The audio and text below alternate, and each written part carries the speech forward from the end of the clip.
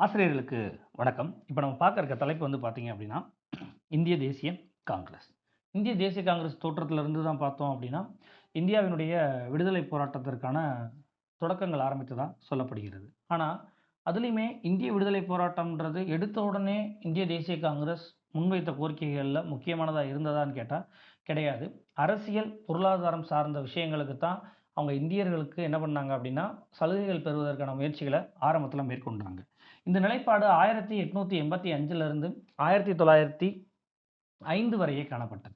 ஆனா 1905க்கு அப்புறம் பார்த்தீங்க அப்படின்னா, அந்த அரசியல், பொருளாதாரம்ன்ற நிலைப்பாட தாண்டி, சலுகைகள்ல இன்னும் மிகுதியாக கேட்க ஆரம்பிச்சாங்க. அதுக்கு ரீசனா அமைந்தது எது அப்படின்னு பார்த்தோம்னா, அ வங்கப் பிரிவினை. வங்கப் பிரிவினை 1. வங்கப் பிரிவினை நிகழ்வுகள்ல காங்கிரஸாரிடையே மேற்கொள்ளப்பட்ட பல முரண்பாடுகளின் அடிப்படையில என்ன ஆகுது அப்படின்னு பார்த்தீங்கன்னா, இந்திய தேசிய காங்கிரஸ் 2ஆக பிளவுறுகிறது. மிதவாத தேசியவாதிகள், தீவிர தேசியவாதிகள் என்ற நிலை 1907ஆம் ஆண்டு சூரத் காங்கிரஸ் மாநாடு காலகட்டங்கள்ல ஏற்பட்டதா நம்ம எல்லாருக்கும் தெரிஞ்ச விஷயம் தான். ஸோ இதே கான்டெம்பரரி பீரியட்ல தான் பார்த்தோம் அப்படின்னா, 1906ஆம் ஆண்டு முஸ்லீம் லீக் கட்சின்றதும் மிண்டோவினுடைய வலியுறுத்தலின் அடிப்படையில தோற்றுவிக்கப்படுகிறது.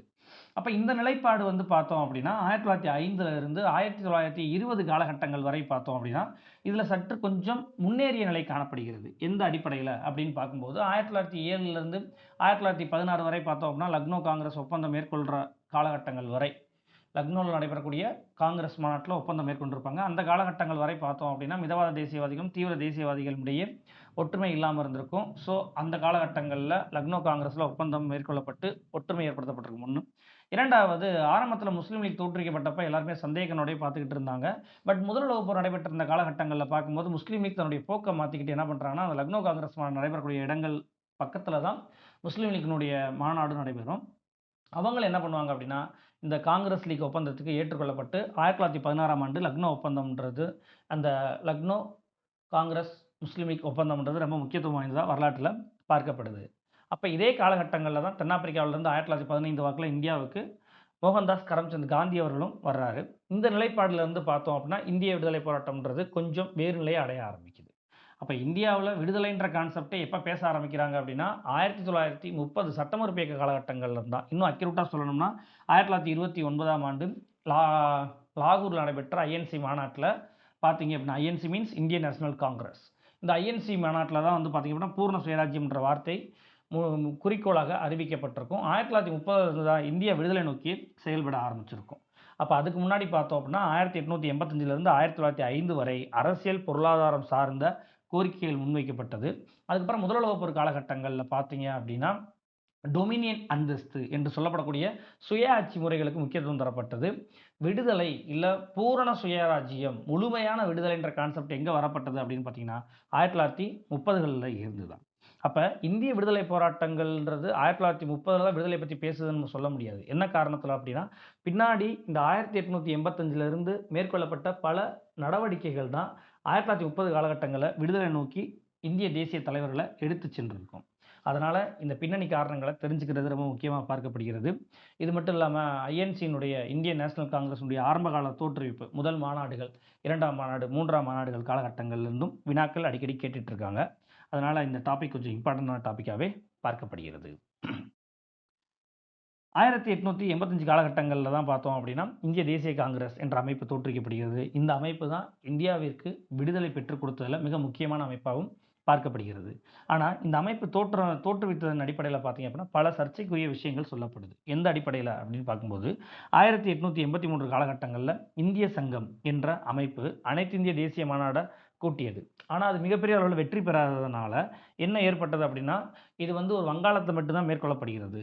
ஸோ, இந்தியா முழுவதற்கும் ஒரு தனிப்பட்ட அமைப்பு வேணும்ன்ற ஒரு எண்ணம் உருவானதுனால, இந்த இடத்துல இருந்து இந்த சிந்தனையில இருந்து தான் இந்திய தேசிய காங்கிரஸ் தோற்றுவிக்கப்பட்டதாக ஒரு சிலருடைய கருத்தா காணப்படுகிறது.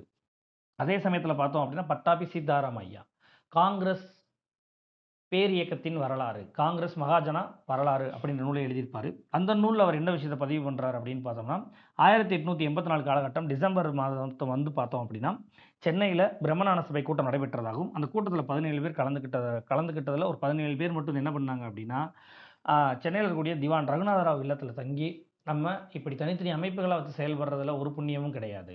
இந்தியர்களுக்கு சில அரசியல், பொருளாதாரம் முன்னேற்றம் வேணும் அப்படின்னா, கண்டிப்பா நம்ம என்ன பண்ணணும் அப்படின்னா, ஒட்டுமொத்த இந்தியாவிற்குமான ஒரு அமைப்பு வேணும்ன்ற கோரிக்கையை முன்வைத்ததாகவும், இந்த பின்னணியில தான் இந்திய தேசிய காங்கிரஸ் தோற்றுவிக்கப்பட்டதாகவும் ஒரு சாராருடைய கருத்து சொல்லப்படுது.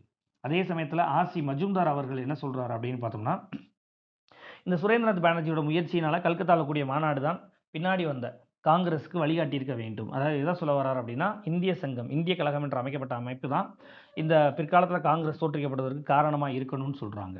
ஆனா, இதில ஓவராலா நமக்கு என்ன ஒரு விஷயம் தெரிய வருதுன்னா, தோற்றம் பற்றி பல கருத்துக்கள் சொல்லப்பட்டாலும், அது ஆரம்பிக்கப்பட்டதனுடைய நோக்கம் அரசியல், பொருளாதார முன்னேற்றத்திற்காக மட்டும் தான் என்பது மட்டும் தெள்ளத் தெளிவா தெரிய வருகிறது.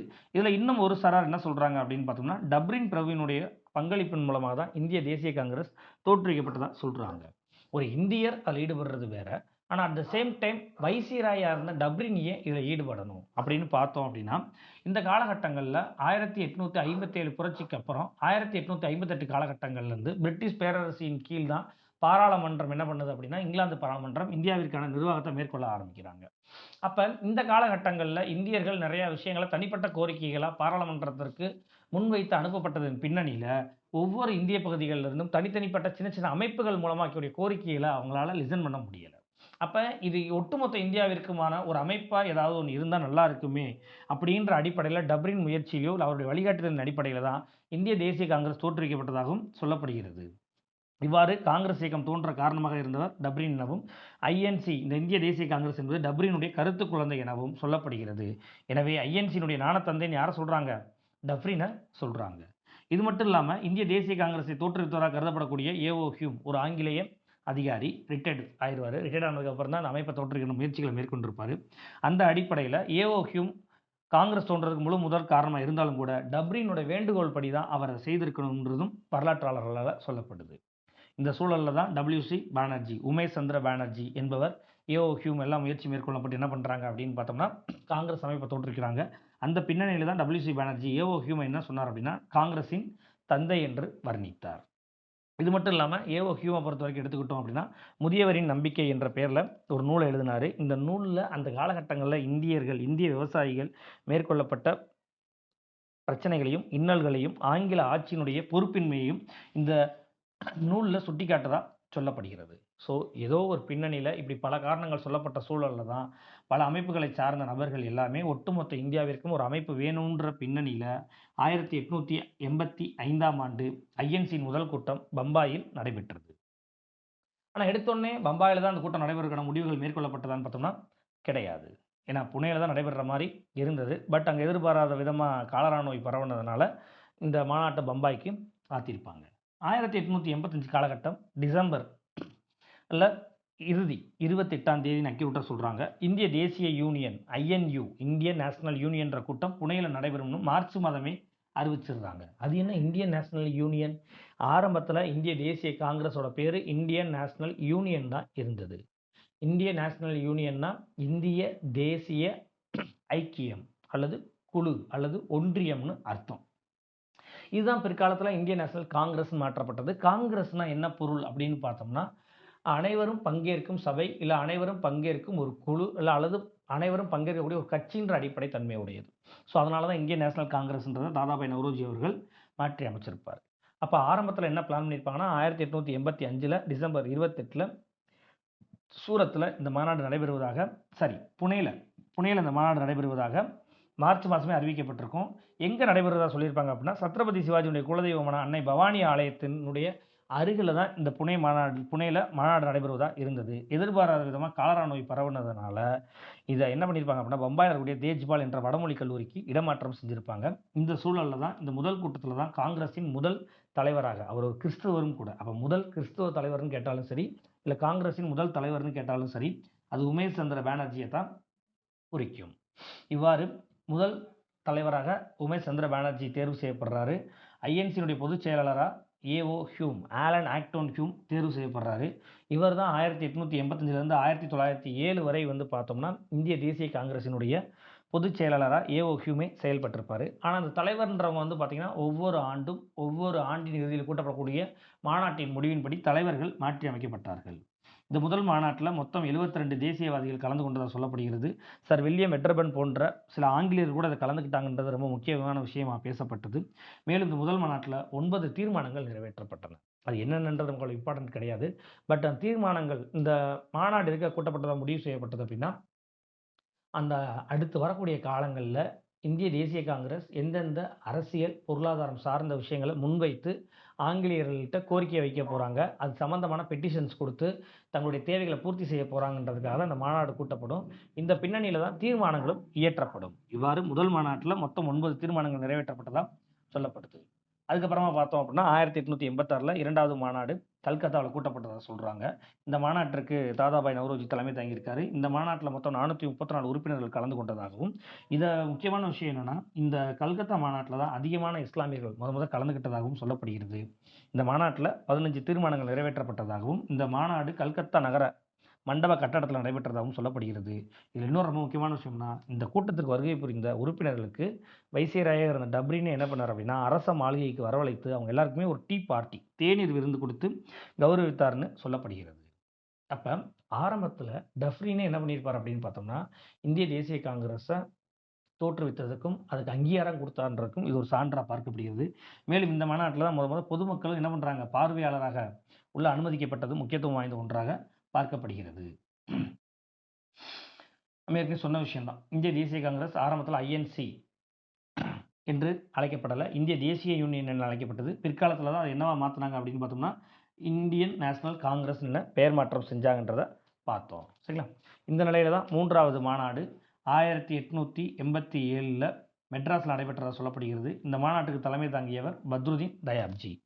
முதல் மாநாட்டுக்கு தலைமை தாங்கினவர் உமேஷ் சந்திர பானர்ஜி ஒரு கிறிஸ்தவர். தாதாபாய் நௌரோஜி 2வது மாநாட்டுக்கு தலைமை தாங்கினவர் ஒரு பார்சி இனத்தை சார்ந்தவர். 3வது மாநாட்டிற்கு தலைமை தாங்கிய பக்ருதீன் தயாப்ஜி ஒரு இஸ்லாமியர். சரிங்களா? இந்த 3வது மாநாடு சென்னை ஆயிரம் விளக்கு பகுதியில் உள்ள மக்கீஸ் கார்டன்ற இடத்துல நடைபெற்றதா சொல்லப்படுகிறது. ஏறத்தாழ 3000 பேருக்கு மேல மாநாட்டில் கூடுவதற்கான பந்தல் அமைக்கப்பட்டதாக சொல்லப்படுகிறது. 607 பிரதிநிதிகள் இதில் ஓவராலாக கலந்துக்கிட்டதாகவும், மற்ற பிரதிநிதிகள் எல்லாமே பார்த்தோம்னா பிரதிநிதிகள் இல்லாமல் பொதுமக்கள் கலந்துக்கிட்டதா சொல்லப்படுகிறது. ப்ரீவியஸ் டிஆர்பி கொஸ்டின் இந்த 3வது மாநாட்டில் தான் பார்த்தீங்கன்னா வீர ராகவாச்சாரியார் என்பவரால் எழுதப்பட்ட காங்கிரஸ் வினாவிடை என்ற சிறுநூலும் அச்சிடப்பட்டு விற்கப்பட்டது. சரிங்களா? இந்த மூக்குனா நாகவாச்சாரி அப்படின்னு சொல்லுவாங்க. இவர் தான் அந்த மாநாட்டில் முத தமிழ்லையும் ஐஎன்சி மாநாட்டில் பேசியிருப்பார். ஏன்னா பெரும்பாலான மக்கள் 3000 பேர்கிட்ட ஒரு திறந்தவெளி மைதானத்தில் கூடியிருக்காங்க. இது ரொம்ப முக்கியமான விஷயம் அந்த காலகட்டங்களில். ஏன்னா ஒவ்வொரு காலகட்டங்கள்லையும் காங்கிரஸுடைய வளர்ச்சியை முதல் 3 ஆண்டுகள்லேயே பார்க்குற மாதிரி தெரிய வருது. பொதுமக்களுடைய பங்களிப்பு அங்கே கிடைச்சிருக்கு. அப்போ இந்த பின்னணியில் பொதுமக்களுக்கு புரிகிற விதமாக அவர் தமிழில் பேசியிருப்பார். இதுதான் ப்ரீவியஸ் டிஆர்பி 2019 நினைக்கிறேன் அந்த வினாவாக கேட்டிருந்தாங்க. அடுத்ததாக பார்த்தோம் அப்படின்னா காங்கிரஸுக்கு முறையான அமைப்பு பற்றி முடிவெடுக்கவும் தீர்மானங்கள் வடிவம் கொடுப்பதற்கும் 2 குழுக்கள் இந்த காலகட்டங்கள் அமைக்கப்பட்டதாக சொல்கிறாங்க. மேலும் அந்த காலகட்டங்களில் சென்னை மாகாண கவர்னராக இருந்த கன்னிமாரா பிரபு என்பவர் பார்த்தோம் அப்படின்னா இந்த மாநாட்டில் கலந்துக்கிட்ட மாநில பிரதிநிதிகளுக்கு வரவேற்பு கொடுத்தார்ன்றது முக்கியமான விஷயமா சொல்லப்படுது. அடுத்து ஐஎன்சி இந்திய தேசிய காங்கிரஸ் மாநாட்டிற்கு பார்த்தீங்க அப்படின்னா சில இடங்களில் ஆங்கிலேயர்களுமே ஆரம்பத்தில் தலைமை தாங்கினதா சொல்லப்படுது. அந்த அடிப்படையில் 1888ஆம் ஆண்டு அலகாபாத்தில் 4வது மாநாட்டிற்கு சார் ஜூல் என்பவர் ஒரு ஆங்கிலேயர் தலைமை தாங்கியிருப்பார். அடுத்து 1889 பம்பாயில் சர் வில்லியம் மெட்ரபன் தலைமை தாங்கியிருப்பார். 1894 சென்னையில் ஆல்பர்ட் வெப் தலைமை தாங்கியிருப்பார். 1904 பம்பாயில் சர் ஹென்ரி காட்டன் தலைமை தாங்கியிருப்பார். அடுத்து 1910 சர் வில்லியம் மெட்ரபன் மீண்டும் இந்த மாநாட்டுக்கு தலைமை தாங்கியிருப்பார். 1911 கல்கத்தாவுக்கு ஆங்கிலேயர் தலைமை தாங்கலை. ஸோ இந்த பாயிண்ட்டை தேவையில்லை. சரிங்களா? அடுத்து 1917 பார்த்தீங்க அப்படின்னா கல்கத்தாவில் அன்னி-பெசன்ட் தலைமை தாங்கியிருப்பாங்க. ஸோ இன்னும் டிஆர்பியில் இந்த பாயிண்ட்ஸ் கேட்கல, பட் கேட்கறதுக்கு வாய்ப்புகள் உண்டு. இது 1888, 1889, 1894, 1904, 1910, 1917 இந்த காலகட்டங்கள்லாம் பார்த்தீங்க அப்படின்னா ஆங்கிலேயர்கள், அதாவது இந்தியர் அல்லாதோர் தலைமை தாங்கின ஐஎன்சி மாநாடு. அப்போ இதில் நமக்கு இன்னொரு விஷயம் தெரிய வருதுன்னா ஆரம்ப காலகட்டங்களில் இந்திய தேசிய காங்கிரஸை இந்தியர்கள் மட்டும் அல்லாமல் இந்தியர் அல்லாத பிற ஐரோப்பியர்கள் பர்டிகுலராக ஆங்கிலேயர்கள் கூட என்ன பண்ணாங்கன்னா சப்போர்ட் பண்ணாங்க. என்ன காரணத்துக்காக அவங்க சப்போர்ட் பண்ணாங்க அப்படின்னா ஒன்று நிர்வாக ரீதியாக வைசிராய்க்கும் ஆங்கில பாராளுமன்றத்திற்கும் உதவும் ஒரு கை கருவியாக ஒரு அமைப்பு வேணுன்ற அடிப்படையில் காங்கிரஸை எதிர்பார்த்துருக்கலாம். ஒன்று. 2வது விஷயம் பார்த்தீங்க அப்படின்னா என்னதான் அவங்க அவர் ஆங்கிலேயராக இருந்தாலும் கூட இந்தியர்களுக்கும் சில உரிமைகள் வேணும்ன்ற ஒரு மனிதாபிமானத்தின் அடிப்படையில் கூட காங்கிரஸை ஆதரித்திருக்கலாம்னு சொல்லி வரலாற்றாளர்கள் பல விஷயங்களை முன்வைக்கிறாங்க. இம்பார்ட்டன்ட் பாயிண்ட்ஸ் பார்க்கும்போது பார்த்தோம் அப்படின்னா இவ்வாறு இந்திய தேசிய காங்கிரஸுடைய தலைவர்கள் 1885 1905 வரை பார்த்தோம் அப்படின்னா ஆண்டுதோறும் கூடுவாங்க, பல தீர்மானங்களை நிறைவேற்றுவாங்க. இந்த மாநாட்டில் என்ன முடிவெடுப்பாங்க அப்படின்னா, ஆங்கிலேயர் அளவுக்கு மீறி புகழ்ந்து விண்ணப்பங்கள் கொடுக்கறது, அவங்ககிட்டருந்து பல சலுகைகளை எதிர்பார்த்து செயல்படுற மாதிரி ஒரு இறைஞ்சுதல் கொள்கை அப்படின்ற மெத்தட் தான் ஃபாலோ பண்ணிக்கிட்டு இருந்தாங்களே தவிர, அவங்களால மிகப்பெரிய அச்சீவ்மெண்ட் எதுவுமே கொண்டு வர முடியலை. இந்த சூழ்நிலையில தான் பார்த்தீங்க அப்படின்னா, இந்த காங்கிரஸ் அமைப்பை எவ்வாறு சொன்னாங்கன்னா, ஆண்டு முடிவில் கூட்டப்படும் ஆண்டு தமாஷா எனவும் 3 நாள் அதிசயம் எனவும் அதை விமர்சிச்சாங்க. 28, 29, 30 காலகட்டங்கள்லையும் சில இடங்கள்ல 29, 30, 31ன்னு சொல்லி டிசம்பர் மாதத்துல இந்த மாநாடு 3 நாட்கள் நடைபெறும். அதுக்கப்புறம் என்ன பண்ணிடுவாங்க அப்படின்னா, ஆட்டோமேட்டிக்கா இந்த அமைப்பு தன்னுடைய வேலையை விட்டுட்டு வேற வேலையை பார்க்க போயிருவாங்க அப்படின்ற அடிப்படையில சொல்லப்பட்டது. தென்னாப்பிரிக்காவிலிருந்து ஒரு முறை காந்தி 1901ஆம் ஆண்டு வாக்குல கல்கத்தாவில் நடைபெற்ற காங்கிரஸ் கூட்டத்தில் கலந்து கொள்ள வாய்ப்பு கிடைச்சு வந்திருப்பாரு. இந்த நடக்கிற எல்லா விஷயத்தையும் பார்த்து முடிச்சதுக்கப்புறம் காந்தியினுடைய ஸ்டேட்மெண்ட் என்ன அப்படின்னு பார்த்தீங்கன்னா, 3 நாட்கள் கூடி பின் தூங்க சென்றுவிடும் அமைப்பு தான் இந்த காங்கிரஸ்னே அவர் வர்ணிச்சிருப்பாரு. ஏன்னா, இவங்க எடுக்கிற எந்த முடிவுமே தீர்மானங்கள் நிறைவேற்றப்படும். ஆங்கிலேயர்ட்ட பெட்டிஷன குடுத்துட்டு அவங்க பாட்டுக்கு அமைதியா போய் உட்காந்துருவாங்க. மத்தபடி அதுக்காக ஆங்கில அரசாங்கம் என்ன ஸ்டெப் எடுத்திருக்கு, நம்ம என்ன மேற்கொண்டு எடுக்கணுன்ற எந்த ஒரு முயற்சியுமே அவங்க மேற்கொள்ளல அப்படின்றது மட்டும் இதன் மூலம் நமக்கு தெரிய வருது. இந்த நிலையில தான் 1905ஆம் ஆண்டு வங்கப் பிரிவினை நிகழ்ச்சியினால இந்தியாவுல அடுத்த கட்ட போராட்டத்துக்கு நடைபெற வேண்டிய நிகழ்வு ஏற்படுகிறது. இந்த பின்னணியில உருவாக்கப்பட்டது தான் சுதேசி இயக்கமா பார்க்கப்படுகிறது. வங்கப் பிரிவினை நமக்கு எல்லாருக்குமே காமனா தெரியும். ஹர்ஷனுடைய பீரியட்ல பார்த்திருப்போம். ஸோ அந்த அடிப்படையில பார்த்தீங்க அப்படின்னா, 1905ல வங்கப் பிரிவினை மேற்கொள்ளப்பட்டதன் அடிப்படையில சுதேசி இயக்கம் தோற்றுவிக்கப்படுகிறது. ஹர்ஷனுடைய ஏதச்சதிகார போக்கினுடைய உச்சக்கட்ட நடவடிக்கையா தான் இந்த வங்கப் பிரிவினை பார்க்கப்பட்டது. அதனை எதிர்த்து உருவாக்கப்பட்டது தான் சுதேசி இயக்கம். வங்கப் பிரிவினை எதிர்ப்பு இயக்கமும் செயல்பட்டது. அதனுடைய தலைவரா சுரேந்திரநாத் பானர்ஜி செயல்பட்டார். மேலும் இந்த எதிர்ப்பு இயக்கத்தால தான் என்ன பண்ணப்பட்டதுன்னா, சுதேச உணர்வும், ஆங்கிலேய பொருள் எதிர்ப்பு உணர்வும் தோன்ற ஆரம்பித்தது. அது என்ன சுதேசை? சுதேசினா சுய தேசம்னு பொருள். சரிங்களா? இப்ப இருக்க ஸ்கூல் புக்ல அழகா குடுத்திருப்பாங்க. தேசியம் என்றால் என்ன? சுதேசம் என்றால் என்னன்னு சொல்லியிருப்பாங்க. இந்த சுதேசி கருத்து யாருடைய கருத்துக்கள்ல இருந்து நல்லா ஃபெமிலியரா தெரிய வருது அப்படின்னு பார்த்தீங்கன்னா, எம்.ஜி. ரானடே. மகாகோவிந்த ரானடே என்ற நீதிபதியினுடைய கருத்துக்கள்ல இருந்து தெரிய வருது. அவங்க என்ன சொல்ல வராங்க அப்படின்னு பார்த்தோம்னா, இந்த சுதேசின்றது வந்து உள்நாட்டு பொருட்களுக்கு மிகுந்த மதிப்பும், மரியாதையும் தர வேண்டியது. அந்நிய பொருட்களுக்கு, பர்ட்டிகுலரா ஆங்கிலேய பொருட்களுக்கு மிக முக்கியத்துவம் தராதீங்க. என்ன காரணம் அப்படின்னா, ஆங்கிலேயர்கள் நம்மள ஆட்சி பண்ண நினைக்கிறதுக்கு மிக முக்கியமான காரணமே என்ன அப்படின்னு பார்த்தோம்னா, இந்தியாவினுடைய பொருளாதார வளத்த கைப்பற்றுறது தான் அவங்களுடைய நோக்கமே தவிர, நம்மளுடைய அரசியல் கட்டுப்பாட நம்மள வச்சுக்கிறது அவங்களுடைய எண்ணம் கிடையாது. நம்மளுடைய பொருளாதார வளத்த பெறுவதற்காக தான் அவங்க என்ன பண்றாங்க அப்படின்னா, அரசியலையும் நம்மள கட்டுப்படுத்தி வைக்கிறாங்க. அப்ப அவங்களுடைய பொருட்களுக்கு நம்ம தர வேண்டிய முக்கியத்துவத்த படிப்படியா குறைக்க ஆரம்பிச்சுட்டோம்னாலே, அவங்க இந்தியாவிலிருந்து படிப்படியா சென்று விடுவார்கள்ன்றது அவருடைய ஆரம்பகால தீர்க்க தரிசனமான கணிப்பா பார்க்கப்பட்டது. சரிங்களா?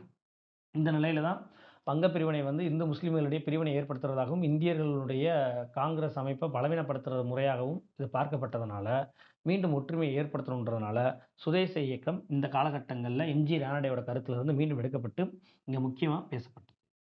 1905ல காசியில் அது பனாரஸ்ல நடைபெற்ற ஐஎன்சி மாநாடு. சரிங்களா? இந்த மாநாட்டில வந்து பார்த்தீங்கன்னா, வங்கப் பிரிவினை கண்டித்ததோடு மட்டுமல்லாமல், சுதேச இயக்கம் செயல்படவும் ஆதரவு தெரிவிக்கப்படுகிறது. மேலும் சுதேச இயக்கத்தின் மூலமா பார்த்தோம் அப்படின்னா, இந்து, முஸ்லீம் ஒற்றுமை மேம்படுத்தப்பட்டது. ரொம்ப முக்கியமான விஷயம். இது மட்டும் இல்லாம பார்த்தோம் அப்படின்னா, ஆனந்த மோகன் போஸ் என்பவர் வந்து வங்க மக்களினுடைய ஒற்றுமையை வெளிக்காட்டுவதற்காக இணைப்பு மண்டபம் அமைக்க ஒரு அடிக்கல் நாட்டியிருப்பார். இது இந்து இஸ்லாமியர்களுடைய இணைப்பை காட்டுற விதமா இருக்கிற மாரி உருவாக்கியிருப்பாங்க. மேலும் வங்காள இளைஞர்களிடையே பார்த்தோம் அப்படின்னா, தேசிய உணர்ச்சியை ஏற்படுத்துவதற்காக 1906 ஆகஸ்ட் 15ஆம் நாள் அரவிந்தர் தலைமையில தேசிய கல்வி மன்றம் ஒன்று ஏற்படுத்தப்பட்டிருக்கும். அப்ப ஆங்கிலேயருடைய பொருட்கள மட்டும் புறக்கணித்தா பத்தாது. ஆங்கிலேயருடைய கல்வி முறையும் புறக்கணிச்சுட்டு, இந்தியர்களுடைய முறை அடிப்படையில கல்வி முறை உருவாக்கப்படணும். அதுல இந்தியர்களுடைய பழமை, பழம்பெருமை, பண்பாடு பற்ற விஷயங்கள பேசி, மக்களிடையே ஒற்றுமையை ஏற்படுத்தி, தேசிய கருத்துக்கள கொண்டு போய் சேர்க்கணுன்றதுக்காக இந்த மாரி கல்வி நிலையங்கள்லாம் ஏற்படுத்தியிருப்பாங்க. இதுல சுதேச இயக்கத்தினுடைய முக்கிய தலைவர்களா செயல்பட்டவங்க அப்படின்னு பார்த்தோம்னா, வங்காளத்துல சுரேந்திரநாத் பானர்ஜி, பிபின் சந்திரபால், அரவிந்தர் கோஷ் இவங்கலாம் முக்கியமான நபர்களா பார்க்கப்பட்டாங்க. பஞ்சாபை பொறுத்தவரைக்கும் லாலா லஜபதி ராய், மகாராஷ்டிரா பொறுத்தவரைக்கும் பாலகங்காதர திலகர், ஆந்திரத்தை பொறுத்தவரைக்கும் ஹரிசர்வத் ராவ், டெல்லியை பொறுத்தவரைக்கும் சையது ஹைதர் ரோசா, தமிழகத்தை பொறுத்தவரைக்கும் வ.உ. சிதம்பரம் பிள்ளை போன்றவர்கள் முக்கியத்துவம் வாய்ந்தவங்களா இருந்தாங்க. தமிழகத்தை பொறுத்தவரைக்கும் வ.உ. சிதம்பரனாருக்கு உதவியா வந்து பார்த்தோம் அப்படின்னா, சுப்பிரமணிய சிவா மற்றும் சுப்பிரமணிய பாரதியார் போன்ற 2 நபர்கள் இருந்திருப்பாங்க. இவ்வாறு சுதேச இயக்கத்தின் விளைவாக தான் பார்த்தோம் அப்படின்னா, 1911ஆம் ஆண்டு வங்கப் பிரிவினை ரத்து செய்யப்பட்டது ரொம்ப முக்கியத்துவம் வாய்ந்த விஷயமா பார்க்கப்பட்டது. இதே காலகட்டங்கள்ல தான் பார்த்தோம் அப்படின்னா, 1907ஆம் ஆண்டு நடைபெற்ற ஐஎன்சி மாநாடு சூரத்ல நடைபெற்றிருக்கும். இதுல காங்கிரஸ் கட்சியினிடையே பார்த்தோம் அப்படின்னா, 2 அணிகளாக பிரிந்து செயல்பட தொடங்கியிருப்பாங்க. என்ன காரணம் அப்படின்னு பார்த்தோம்னா, ஆரம்பத்துல ஐஎன்சி மாநாடு 1907ஆம் ஆண்டு முதல்ல நாக்பூரில் தான் கூடுவதாக இருந்தது. ஆனால் நாக்பூரை பொறுத்த வரைக்கும் எடுத்துக்கிட்டோம் அப்படின்னா, அங்கே தீவிர தேசியவாதிகள் பாலகங்காதரருடைய ஆதரவாளர்கள் அதிகமாக இருந்ததுனால, அங்கே நடைபெற்ற கலவரம் வரும்ன்றனால என்ன பண்ணுறாங்க அப்படின்னா, இம்மாநாட்டிற்கு டாக்டர் ராஸ்பிகாரி கோஷ் என்பவரை தலைமையாக அறிவித்து என்ன பண்ணுறாங்க அப்படின்னா, சூரத்தில் நடைபெற மாதிரி இந்த மாநாட்டுக்கு முடிவு செய்கிறாங்க. அப்போ என்ன ஏற்படுது அப்படின்னா, தீவிர தேசியவாதிகள் நம்ம அமைதியான முறையில் சுதேசி இயக்கத்தை கொண்டு போனோம்னா ஆங்கிலேயர்கள் வங்கப்பிரிவினை ரத்து செய்ய மாட்டாங்க. அதனால் நம்ம என்ன பண்ணணும் அப்படின்னா, ஸ்ட்ரைக் பண்ண ஆரம்பிக்கணும். அதே மாதிரி ஆங்கிலேயர்களுடைய நிறுவனங்கள், ஆங்கிலேய நீதிமன்றங்கள், ஆங்கிலேயருடைய பல்கலைக்கழகங்கள் போன்ற எந்த இடத்துலையுமே இந்தியர்கள் வேலை செய்யக்கூடாது, இந்தியர்கள் படிக்கவும் கூடாது, எல்லாத்தையும் பாய்காட் புறக்கணிக்கணும், போராட்டம் செய்யணுன்ற விஷயத்தை முன் வச்சுருப்பாங்க. பட் மிதவாத தேசியவாதிகள் என்ன பண்ணியிருப்பாங்கன்னா, இது தவறு, நம்ம ஆங்கிலேயர்களுடைய அரசாங்கத்தை எதிர்த்து செயல்படக்கூடாது, அரசாங்கத்துக்கு ஒத்துழைச்சி தான் என்ன பண்ணணும், நம்மளுடைய தேவைகளை கோரிக்கையை முன்வைக்கணும்னு சொல்லுவாங்க. இந்த அடிப்படையில் காங்கிரஸ் அமைப்பினரிடையே என்ன ஏற்படும் அப்படின்னா, பிளவு ஏற்பட்டுரும். இந்த சூழலில் தான் மிதவாதிகள் ராஸ்பிகாரி கோஷ் தலைமையிலும், தீவிரவாதிகள் மீன்ஸ் தீவிர தேசியவாதிகள், மிதவாதிகள் மீன்ஸ் மிதவாத தேசியவாதிகள் திலகரின் வழிகாட்டுதல்படி என்ன பண்ணுறாங்க, நாங்கள் தனித்தனியாக செயல்படுவோம் அப்படின்ற முடிவுக்கு வந்துடுறாங்க. இவ்வாறு சூரத் பிளவுக்கு பின் தேசிய மிதவாதிகள், தேசிய தீவிரவாதிகள் என்று தனித்து செயல்பட ஆரம்பிக்கிறாங்க. இந்த நிலைப்பாடில் தான் பாலகங்காதர திலகர் ரொம்ப தீவிரம் செயல்பட்டதுனால 1908ஆம் ஆண்டு திலகர் என்ன பண்ணிடுறாங்க அப்படின்னு பார்த்தோம்னா, கைது செய்யப்பட்டு பர்மாவில் உள்ள மண்டலா சிறையில் அடைச்சிடுறாங்க. 1914ஆம் ஆண்டில் தான் விடுதலை செய்யப்படுறாரு. இவர் தொடர்ந்து 6 ஆண்டுகள் அவர் அங்கே தான் இருந்திருப்பார். இந்த சிறைச்சாலையில் இருந்த காலகட்டங்களில் தான் பார்த்தோம் அப்படின்னா, கீதா ரகசியம், பகவத்கீதை பற்றிலாம் என்ன பண்ணிப்பார், அவர் புக் எழுதியிருப்பார். அதுக்கப்புறம் இந்த காலகட்டங்கள் நடைபெற்ற இன்னொரு முக்கியமான விஷயம் அப்படின்னு பார்த்தோம்னா, 1886ஆம் ஆண்டு முதலே முஸ்லீம்கள் கல்வி மாநாடு கூட்டும் வழக்கத்தை சர் சையத் அகமது கான் என்பவர் தொடங்கி வச்சிருப்பார். அந்த பின்னணியில் தான் பார்த்தீங்க அப்படின்னா 1888ல் ஐக்கிய இந்திய நாட்டுப்பற்றாளர் சங்கம், 1893ல் வட இந்திய இஸ்லாமிய ஆங்கிலேய கீழ்நாட்டு பாதுகாப்பு போன்ற சங்கம் எல்லாமே உருவாக்கப்பட்டிருக்கும். அப்போ ஒருபுறம் அலிகார் இயக்கத்தின் அடிப்படையில் பார்த்தீங்க அப்படின்னா, அலிகார் இயக்கத்தின் பின்னணியின் அடிப்படையில் சர் சையத் அகமது கான் முயற்சியின் அடிப்படையில் பார்த்தோம் அப்படின்னா, இஸ்லாமியர்களுக்கான பல தனிப்பட்ட அமைப்புகள் ஆரம்பத்திலேயே உருவாக்கப்பட்டிருக்கும். இந்த சூழ்நிலையில் 1906ஆம் ஆண்டு எவ்வாறு முஸ்லீம் லீக் தோற்றுவிக்கப்பட்டது அப்படின்னு பார்த்தோம்னா, ஆண்டுதோறும் கல்வி மாநாடுகளை நடத்திட்டு வந்தாங்க. அந்த பின்னணியில் தான் 1906ஆம் ஆண்டு ஆகா கான் என்ற முஸ்லீம் தலைவரின் தலைமையில் ஒரு குழு சென்று என்ன பண்ணுறாங்க அப்படின்னா, 2ஆம் மின்டோவை பார்த்துருப்பாங்க. ஏன்னா 2ஆம் மின்டோ தான் ஆட்சியில் வைசிராயாக இருந்திருப்பார். ஒரு 35 பேர்கிட்ட போய் மொத்தமாக பார்த்து என்ன பண்ணியிருப்பாங்க அப்படின்னா, சில சலுகைகளை வலியுறுத்தி இருப்பாங்க. உடனே மின்டோ என்ன சொல்லியிருப்பார் அப்படின்னா, இவ்வளோ பேர் இந்தியாவில் முஸ்லீம்கள் இருக்கீங்க, இத்தனை சதவீத மக்கள் வாழ்கிறீங்க, ஏன் உங்களுக்குன்னு ஒரு அமைப்பு இல்லை, ஒரு அமைப்பு ரீதியாக நீங்கள் இருந்து வந்து கேட்டீங்க அப்படின்னா உங்களுடைய கோரிக்கைகளை நான் இங்கிலாந்து பாராளுமன்றத்தில் கொண்டு போய் சேர்ப்பதற்கு என்னவா இருக்கும், சேர்ப்பதற்கு எனக்கு கொஞ்சம் வசதியாக இருக்கும்னு சொன்னதின் அடிப்படையில் தான் டாக்காவில் 1906ஆம் ஆண்டு டிசம்பர் 30ஆம் நாள் பார்த்தோம் அப்படின்னா, இந்திய முஸ்லீம் லீக் நவாப் சலீமுல்லா கான் என்பவர் தலைமையில் ஆரம்பிக்கப்பட்டிருக்கும். எதற்காக அந்த மாநாடு கூட்டப்பட்டது அப்படின்னா, இது ஆண்டுதோறும் நடைபெறக்கூடிய ஒரு கல்வி மாநாடு தான். அந்த கல்வி மாநாட்டில் தான் அந்த முஸ்லீம் லீக் அமைப்பு தோற்றுவிக்கப்படுவதாகவும் சொல்லப்பட்டிருக்கும். ஸோ அதற்கடுத்து பார்த்தோம் அப்படின்னா 1907ஆம் ஆண்டு கராச்சியில் முஸ்லீம் லீக்கினுடைய முதல் மாநாடு சையத் அலி இமாம் என்பவருடைய தலைமையில் நடைபெற்றிருக்கும். சரிங்களா? இப்போ காங்கிரஸ் மாதிரியே இது ஒரு அமைப்பாக மாறுது. ஆண்டுதோறும் என்ன பண்ணுறாங்க, மாநாடு நடத்துகிற வழக்கத்தை கொண்டு வராங்க. ஆகா கான் என்பவர் தான் முஸ்லீம் லீக்கினுடைய நிரந்தர தலைவராக ஆரம்பத்தில் அறிவிக்கிறாங்க. 1908ஆம் ஆண்டு பார்த்தோம் அப்படின்னா அமிர்தசரஸில் 2வது மாநாடு நடத்தப்படுது. இதில் இஸ்லாமியர்களுக்கு தனி இட ஒதுக்கீடு வழங்கணும் அப்படின்ற கோரிக்கையை முன்வைத்து தீர்மானம் நிறைவேற்றப்படுகிறது. புரியுதுங்களா? அப்போ இங்கே என்ன ஆகுது அப்படின்னா, காங்கிரஸில் இருந்த முஸ்லீம் தலைவர்கள் இதை என்ன பண்ணுறாங்க அப்படின்னா, ஜனமத் உல்லாமா ஹிந்த் என்ற அமைப்பை உருவாக்கி முஸ்லீம் லீக்கிற்கு எதிராக செயல்பட தொடங்குறாங்க. அவங்க என்ன சொல்கிறாங்க அப்படின்னா, நம்ம இந்தியர்களாக தான் இருக்கணும், இஸ்லாமியர்கள்னு சொல்லி தனிப்பட்ட அடிப்படையில் ஆங்கிலேயர்கள்ட்ட போய் நம்ம என்ன பண்ணக்கூடாது, தங்களுக்கான தனி இட ஒதுக்கீடு கோரிக்கையை முன்வைக்கக்கூடாது. ஸோ ஒட்டு மொத்தமாக நம்ம போராடுவோம் அப்படின்னு சொல்லியிருப்பாங்க. இதற்காக காங்கிரஸ்குள்ள இருந்த முஸ்லீம் தலைவர்கள் உருவாக்கப்பட்ட அமைப்பு தான் ஜனமத் உல்லாமா ஹிந்த் என்ற அமைப்பு ஆகும். இந்த பின்னணியில் தான் பார்த்தீங்க அப்படின்னா இன்னொரு முக்கியமான விஷயம் நடைபெறும். இதெல்லாம் ஒரு பக்கம் பார்த்துக்கிட்டு இருந்த சில இந்து மதவாதிகள் என்ன பண்ணியிருப்பாங்க அப்படின்னா, 1914ஆம் ஆண்டில் அகில இந்திய மகாசபை என்ற அமைப்பை மதன் மோகன் மாளவியா என்பவருடைய தலைமையில் அமிர்தசரஸில் தொடங்கப்பட்டிருக்கும். இதனுடைய தலைமையிடம் தான் பார்த்தீங்க அப்படின்னா ஹரித்வார். சரிங்களா? இதனுடைய தலைமையிடம் தான் பார்த்தீங்க அப்படின்னா என்னென்னு பார்த்தீங்கன்னா ஹரித்வார். 1914 அறிவிக்கப்பட்டு 15லேருந்து சிறப்பாக செயல்பட ஆரம்பிச்சிருக்கும். இப்போ நல்லா கவனித்து பார்த்தீங்கன்னா தெரியும், ஒரு பக்கம் காங்கிரஸ் இருக்குது, சமய சார்பற்ற தன்மையில் இருக்கணும்னு சொல்கிறாங்க. காங்கிரஸ்குள்ளே இருந்த ஒரு சிலர் மட்டும் தனியாக பிரிஞ்சு போய் முஸ்லீம் லீக் அமைப்பை தோற்றுவிக்கிறாங்க. இதே சூழலில் காங்கிரஸ்குள்ளே இருந்த நபர்கள் தான் சில பேர் தனியாக பிரிஞ்சு வந்து அகில இந்திய மகாசபை, இந்து மகாசபையை தோற்றுவிக்கிறாங்க. அப்போ இந்த கான்செப்ட்லேயே என்ன உருவாயிருச்சு அப்படின்னா, எப்போ இஸ்லாமியர்களுக்கு தனி இட ஒதுக்கீடை பற்றி தீர்மானம் நிறைவேற்றப்பட்டு அது 1909ஆம் ஆண்டு விண்டோ மார்லி சட்டத்தில் ஏற்றுக்கொள்ளப்பட்டதோ அப்போ இருந்தே இந்தியாவில் வகுப்புவாத பிரச்சனை என்பது தோன்றிவிட்டது தெள்ளத் தெளிவாகவே தெரிய வருகிறது. இப்படிப்பட்ட சூழல்ல தான் தன்னாட்சி இயக்கம் 1916ஆம் ஆண்டு தோற்றுவிக்கப்பட்டது. ஆனா 1915ஆம் ஆண்டு காலகட்டங்கள்லேயே அதற்கான முயற்சிகள் மேற்கொள்ளப்பட்டிருக்கும். சரிங்களா? நமக்கு தன்னாட்சி இயக்கம்னாலே 1916 தான். அந்த பின்னணியில பார்த்தோம் அப்படின்னா 1893 காலகட்டங்கள்ல பிரம்மஞான சபை உறுப்பினராக அயர்லாந்துலேருந்து வந்த பெண்மணி தான் அன்னி பெசன்ட் அம்மையார். இவங்க இந்திய அரசியலை கூர்ந்து கவனிக்கிறாங்க. இவங்களுடைய மனநிலையை பொறுத்தவரைக்கும் பார்த்தோம் அப்படின்னா, இந்தியர்களுடைய சாதகமா அவங்க செயல்பட்டாங்க. அந்த காலகட்டங்கள்ல தான் பார்த்தோம் அப்படின்னா 1914ஆம் ஆண்டு அயர்லாந்து நாடு சுயாட்சி சட்டம் அயர்லாந்து home rule act Irish home rule act நிறைவேற்றப்படுது அயர்லாந்துல. என்ன காரணம் அப்படின்னு பார்த்தீங்கன்னா, இன்னைக்குமே நீங்க இங்கிலாந்து நாட்டுடைய வரைபடத்தை எடுத்து பார்த்தா தெரியும். யூகேன்னு நீங்க அடிச்சு மேப்ல பார்த்தீங்கன்னா கூட, இங்கிலாந்து, ஸ்காட்லாந்து ஃபுல்லா இருக்கும். பட் அயர்லாந்துல பார்த்தீங்க அப்படின்னா, வடபகுதி மட்டும் தான் யூகேன்ற பகுதியில சார்ந்திருக்கும். தென்பகுதியில கூடிய அயர்லாந்து வந்து பார்த்தீங்கன்னா, தனி பகுதியா தான் இருக்கும். என்ன ரீசன் அப்படின்னா, 1914ல அவங்க இங்கிலாந்துலேருந்து என்ன பண்ணியிருப்பாங்க, தொடர்ந்து முயற்சி மேற்கொள்ளப்பட்டு, நாங்க இங்கிலாந்தோட இருக்க விருப்பப்படல. நாங்க தனியா என்ன பண்ணிக்கிறோம், இருந்துக்கிறோம்னு சொல்லி, தங்களுக்கான சுயாட்சி சட்டத்த பெற்றிருப்பாங்க. அதாவது என்ன அடிப்படையில அப்படின்னா, அரசியல் ரீதியாக நாங்க தன்னிச்சையா எங்கள நாங்களே நிர்வகிச்சுக்கிறோம். கௌரவ பேரின் ரீதியாக நாங்க யுனைட்டட் கிங்டம் ஐக்கிய ராஜ்யத்தின் கீழ் நாங்க இணைஞ்சுக்கிறோம்ன்றது தான் அதனுடைய பாயிண்ட். அப்ப இதே மாரி இந்தியாவுக்கும் குடுத்தா என்ன? அப்படின்ற பின்னணியில தான் இந்த அம்மாவோட முயற்சியின் அடிப்படையில 1916ல இந்த தன்னாட்சி கருத்த பத்தி பேசிட்டு இருப்பாங்க. இந்த சூழல்ல தான் மகாராஷ்டிராவுல பாலகங்காதர திலகர் தலைமையில தன்னாட்சி இயக்கம் தோற்றுவிக்கப்பட்டிருக்கும். மெட்ராஸ் பகுதிகள்ல பார்த்தீங்க அப்படின்னா, அன்னி பெசன்ட் தலைமையில தன்னாட்சி இயக்கம் தோற்றுவிக்கப்பட்டிருக்கும். பட் தன்னாட்சி இயக்கத்தை தோற்றுவித்தவர்ன்னு ஒரு கேள்வி கேட்டாலே, ஆன்சர் யார குறிக்கும் அப்படின்னு பார்த்தீங்கன்னா, அது அன்னி பெசன்ட் அம்மையார் தான் குறிக்கும். சரிங்களா? ஏன்னா ஒரே கான்டெம்பரரி தான். ஒரே பேர்ல தான் 2 பேரும் அமைப்பு தொடங்குறாங்க. ஆனா இந்தியா முழுவதும் ரொம்ப ஃபெமிலியர் ஆனது யாருடைய அமைப்புன்னு பார்த்தோம் அப்படின்னா, இந்த அன்னி பெசன்ட் அம்மையாருடைய அமைப்பு தான். 1914 காலகட்டங்கள்ல என்ன பண்றாங்க அப்படின்னா, மெட்ராஸ் ஸ்டாண்டர்ட்ன்ற பத்திரிகையை விலக்கி வாங்கி அதுக்கு நியூ இந்தியான்னு பெயர் மாற்றம் செய்றாங்க. அதுக்கப்புறம் பார்த்தீங்கன்னா, காமன்வெல் என்ற ஒரு வார இதழையும் தொடங்கி தன்னுடைய கருத்துக்கள மக்கள் மத்தியில கொண்டு போய் சேர்க்க ஆரம்பிக்கிறாங்க. இவ்வாறு 1914ல வந்து பார்த்தீங்க அப்படின்னா, மெட்ராஸ் ஸ்டாண்டர்ட்ன்ற பத்திரிகையை விலக்கி வாங்கி அதை நியூ இந்தியா என்ற பெயரிலும், 1915ல காமன்வெல் என்ற வார இதழையும் தொடங்கி என்ன பண்றாங்க, தன்னுடைய தன்னாட்சி கருத்துக்கள பத்தி மக்களிடையே எழுத ஆரம்பிக்கிறாங்க. இந்த சூழல்ல தான் 1915ஆம் ஆண்டு பம்பாயில நடைபெற்ற ஐஎன்சி மாநாட்டுல தன்னாட்சி தீர்மானத்த கொண்டு வர்றாங்க. பட் தன்னாட்சி தீர்மானம் என்ன பண்ணப்படுதுன்னா, தோல்வி அடையப்படுகிறது. ஆங்கிலேயர்கள்ட்ட தன்னாட்சி கேட்டா தரமாட்டாங்க அப்படின்னு அத தோல்வி அடைய செய்றாங்க. சரிங்களா? இந்த பின்னணியில தான் 1916ஆம் ஆண்டு சென்னையில செப்டம்பர் மாதம் கோகலை மண்டபத்தில் அடையாற்று பகுதியில சுயாட்சி சங்கத்த அன்னி பெசன்ட் தோற்றுவிச்சிருப்பாங்க. இது மட்டும் இல்லாம, இந்தியர்களின் நீண்ட கால தூக்கத்தை கலைக்க வந்திருக்கும் முரசு அல்லது தப்பட்டை, தார தப்பட்டை அப்படின்ற அடிப்படையில கூட வார்த்தைகள் குடுத்து கேட்கலாம். இந்த பாயிண்ட் ரொம்ப முக்கியம். இந்தியர்கள் வந்து ஒரு தேசியம்ன்ற உணர்வு இல்லாம இருக்காங்க.